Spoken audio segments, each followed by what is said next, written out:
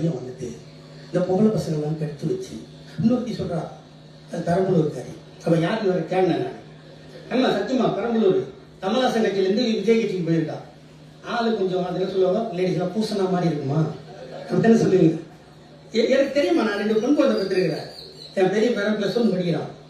பார்க்கறது ஒரு தெரியல இல்லை, இதே தான் என் முன்னாடி இருந்துருக்கான். அவ சொல்றா, எங்க வீட்டுக்காரை விட விஜய் தான் எனக்கு பிடிக்கும். போ பையன் ஒரு பங்களாவுக்கு போ, பெரிய வீடு தான், நிறைய ரூம் இருக்குது, படுத்துக்கோ, நாங்கள் வேணாம் நாங்காட்ட வேணாம். பாட்டு வேற பச்சை. வணக்கம் மக்களே, இப்போ இந்த வீடியோவை நீங்களும் பார்த்துருப்பீங்க. நான் எதை பற்றி பேச போகிறேன்னு உங்களுக்கு புரிஞ்சிருக்கும். இந்த ஆள் ஒரு பெண்ணை எவ்வளவு தரக்குறைவாக பேசக்கூடாதோ அவ்வளவும் பேசியிருக்காரு. எப்படி? கமலஹாசன் கட்சியிலேருந்து விஜய் கட்சிக்கு போயிருக்காராம். கமலஹாசனே வேற கட்சிக்கு போயிட்டாருங்க. இது என்ன புதுசா? ஒரு கட்சியிலேருந்து இன்னொரு கட்சிக்கு போகிறது புதுசா? இங்கே விஷயம் அது இல்லை. பெண்களை இவ்வளவு இழிவா தரக்குறைவா பேசுறதுக்கு நீ யாரு? உனக்கு யார் இந்த அதிகாரத்தை கொடுத்தாங்க? கூட அந்த ஸ்டேஜ்ல அத்தனை பேர் உட்கார்ந்துருக்காங்க, அத்தனை ஆண்கள். அந்த ஆண்கள் எத்தனை பேருக்கு அம்மா இல்லையா, பொண்டாட்டி இல்லையா, பொம்பளை பசங்க இல்லையா? எல்லாரும் வேடிக்கை பார்த்துட்டு கை தட்டிட்டு இருக்காங்க.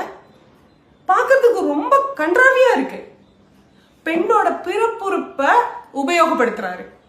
உன்னோட கோபத்தை வெளிப்படுத்துறதுக்கு நீ ஒரு பெண்ணோட பிறப்புறுப்பை வச்சுதான் கெட்ட வார்த்தை பேசுவியா? ஏன் ஆண்கள்லாம் உட்காந்துருக்கீங்க, ஆண்களோட உறுப்பை வச்சு பேசுங்களேன். அது என்னங்க, பெண்கள்னா உங்களுக்கு அவ்வளவு இலக்காரமா, அவ்வளவு இழிவு, பூசினா மாதிரி இருக்கா? எப்படி? நீ என்ன கட்சி மீட்டிங் பேசுறியா இல்ல வேற ஏதாவது பேசுறியா? ஒரு பொம்பளையை அசிங்கப்படுத்தி அவமானப்படுத்தி தான் நீ வந்து ஓட்டு வாங்கணுமா? ஒரு தலைவனை பிடிச்சிருந்ததுன்னா ஆம்பளை என்னங்க பொம்பளை என்னங்க? பொம்பளைக்கு விஜய் பிடிச்சிருந்தா அவனோட ரூம்ல போய் படுக்கணுமா? சரி, உங்க தலைவரை பிடிச்ச பொம்பளைங்க எல்லாம் ஏன் உங்க கட்சியில பொண்ணுங்களே இல்லையா? பொம்பளைங்க இருக்காங்கல்ல, அவங்க எல்லாம் எந்த பங்களாவுக்கு கூட்டிட்டு போறீங்க? எந்த பங்களால வந்து படுத்துட்டு ஓட்டு போடுறாங்க? அப்போ ஒரு தலைவரை பிடிக்கணும்னா ஆண்களுக்கு தான் பிடிக்கணும். ஆண்களுக்கு பிடிச்சிட்டா அது ஜெனியூன், பெண்களுக்கு பிடிச்சிட்டா தவறான தொழில் பண்ணணுமா? தவறா போய் படுக்கணுமா அந்த ரூம்ல, பங்களால? என்னங்க பேச்சு இது? ஒரு ஜனநாயக நாட்டுல என்ன பேசிட்டு இருக்காரு இவரு? இந்த பேர் என்ன? கிருஷ்ணமூர்த்தி. இதை பார்த்துட்டு எப்படிங்க எல்லாரும் பொறுமையா இருக்கீங்க? எனக்கு புரியல. இந்த அதிகாரம், இந்த திமிர்லாம் எங்க இருந்து வந்தது? உன் பின்னாடி ஒரு பெரிய கட்சி இருக்கு, படைபலம் இருக்குன்னா நாளைக்கே போலீஸ் டிபார்ட்மெண்ட் யார் வாயை திறந்து இப்படி பேசினாலும் தூக்கி உள்ள வச்சிடலாம்னா ஆளும் கட்சியோட திமிரா இது? என்ன பேச்சு? உடனே இப்ப வருவாங்க கீழே எல்லாரும் டிவி சப்போர்ட் பண்ணி வந்துட்டா தேனா மூணா அவளே இவளேன்னு. என்னையா பேசுறீங்க? இது வந்து ஜனநாயக நாடு.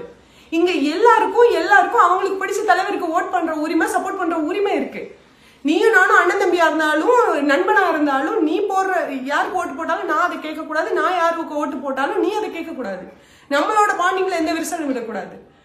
ஏன்னா இது வந்து அவங்களுடைய உரிமை, அவங்களுடைய திங்கிங், தாட் ப்ராசஸ் எல்லாமே ஒவ்வொருத்தருக்கும் எல்லாருக்கும் ஒரே மாதிரி இருக்கணும்னு அவசியம் இல்லை. உன் கட்சிக்காக என்ன நீ கடிச்சிக்கிறதும் என் கட்சிக்காக உன்னை கடிச்சிக்கிறதும் தவறு. நாங்க சாதாரண மக்கள். நீ வந்து ஒரு கட்சி, நீ அந்த கட்சிக்கு ஜாலரா போட்டு வாங்கி திங்கிறவன், அதனால நீ பேசுவ. அதுக்காக எங்களை பேசுற உரிமை உனக்கு யார் கொடுத்தாங்க? இது வந்து எவ்வளவு ஒரு தவறான ஒரு செயல். ஒரு பெண் வந்து ஒரு பொது மேடையில உனக்கு 2 பொம்பளை பிள்ளை இருக்குன்னு வந்து சொல்லியிருக்கீங்க. அந்த பொம்பளை பிள்ளைங்க இந்த வீடியோ பார்க்காதா? பார்க்கும்போது அவங்களுக்கு அருவருப்பா இருக்காதா? ஒரு பொண்ணை வந்து அந்த கட்சியில நாங்க போனா வந்த இவ பூசின மாதிரி இருக்கா? என்ன பேச முயற்சி பண்றீங்க நீங்க? என்ன பேச ட்ரை பண்றீங்க? விஜய் கட்சியில இருக்க பெண்கள் எல்லாம் என்னவா சித்தரிக்க நீங்க பாக்குறீங்க? நான் சொல்றேன், நான் விஜய் கட்சி ஆதரவாளர் தான். இது சொல்றதுக்கு எனக்கு எந்த பயமும் இல்லை. இன்னைக்கு சொல்றேன், ஓப்பனா சொல்றேன். நான் வந்து ஜல்லிக்கட்டு ப்ரொடெக்ஷன்ல இருந்து இருந்திருக்கேன். அப்ப என்ன விஜய் கட்சியில இருந்தாரு? நாட்டுக்காக வந்திருக்கேன்ல. தூத்துக்குடி ஸ்டெர்லைட் துப்பாக்கி சூட்டுக்கு குரல் கொடுத்திருக்கேன். அப்ப நான் எந்த கட்சியில இருந்தேன்? அப்ப நான் நாட்டுக்கு ஒரு பொது விஷயத்துக்கு வந்து நான் உணர்வுபூர்வமா கலந்துருக்கேன். எனக்கே எல்லா உரிமையும் இருக்கு. இன்னைக்கு நான் விஜய்க்கு சப்போர்ட் பண்றேன்னா உங்க ஆட்சி பிடிக்காம தானே? அப்ப நீங்க என்ன பண்ணிருக்கணும்? ஒரு நல்ல ஆட்சி, நல்ல கட்சினா என்ன பண்ணணும்? புதுசா வர்றவங்களுக்கு வழி விட்டு, ஓகே மக்களுக்கு என்னவோ பிடிச்சிருக்குப்பா, சரி 5 வருஷம் பாப்பா அவங்க என்ன பண்றாங்க அப்படின்னு விட்டு வேடிக்கை பார்க்கணும். உங்ககிட்ட என்ன தவறு, எதனால மக்கள் உங்களுக்கு ஓட்டு போடாம ஒதுங்குறாங்க, உங்களை வந்து எதுக்கு தூக்கி எறிறாங்கன்னு உணர்ந்து அடுத்த 5 வருஷத்துல நீங்க எலெக்ஷன்ல வந்து நில்லுங்க. ஏன் ஏடிஎம்கே தூக்கி போட்டு டிஎம்கேக்கு ஓட்டு போட்டாங்க? அப்ப ஏடிஎம்கே மோசமான கட்சியா? இப்ப டிஎம்கே தூக்கி போட்டு இன்னொருத்தருக்கு போட்டா அப்ப டிஎம்கே மோசம் நீங்களே சொல்லிக்கிறீங்களா? என்ன சொல்ல வரீங்க நீங்க? யாருக்கு யாரை பிடிக்குதோ ஓட்டு போடுறதுல என்னங்க தப்பு? எனக்கு ஒரு தலைவன் இவன் வந்து நல்லது பண்ணுவான், நான் நம்புறேன், நான் ஓட்டு போறேன், இவ்வளவு தானுங்க. இதுக்கு எதுக்குங்க ஒரு ஒரு பொம்பளை இவ்வளோ அருவருப்பா அசிங்கமா பேசிதான் நீங்க வந்து இப்படி மேடையில வந்து மத்தவங்களோட ஓட்டு எப்ப எந்த பொம்பளை உங்களுக்கு ஓட்டு போடுவா? உண்மையா பொம்பளைங்க இந்த வீடியோ பாக்குற ஒரு பொம்பளை ஒத்த ஓட்டு உங்களுக்கு போட மாட்டா. ரொம்ப தப்பா இருக்கு, ரொம்ப ரொம்ப தப்பா இருக்கு. எனக்கு இப்போ இந்த அடையாறுல ஒரு வடநாட்டு பெண்ணை வந்து பாலியல் வன்கொடுமை பண்ணி கொலை பண்ணிட்டாங்க. அதுக்கு வந்து எல்லாரும் வருத்தப்படுறீங்க. அது கட்சி சார்ந்து இல்ல, எல்லாம் 3 கட்சியில இருந்துமே கட்சிக்காரங்களா இருக்கட்டும், பொதுமக்களா இருக்கட்டும், ஆண்கள் பெண்கள் எல்லாரும் வருத்தப்படுறீங்கல்ல. ஒரு பொண்ணை வந்து இவ்வளவு கொடூரமா ரேப் பண்ணி கொண்டிருக்காங்கன்னு வார்த்தையாலையும் ரேப் பண்றான், வார்த்தையால ரேப் பண்ணிட்டு இருக்கான். அந்த ஆளு உடம்பால மட்டும்தான் ஒரு பொண்ணை வந்து அபியூஸ் பண்ண முடியுமா? வார்த்தைகளாலே அபியூஸ் பண்ண முடியுங்க. அதுதான் இங்க நடந்துட்டு இருக்கு.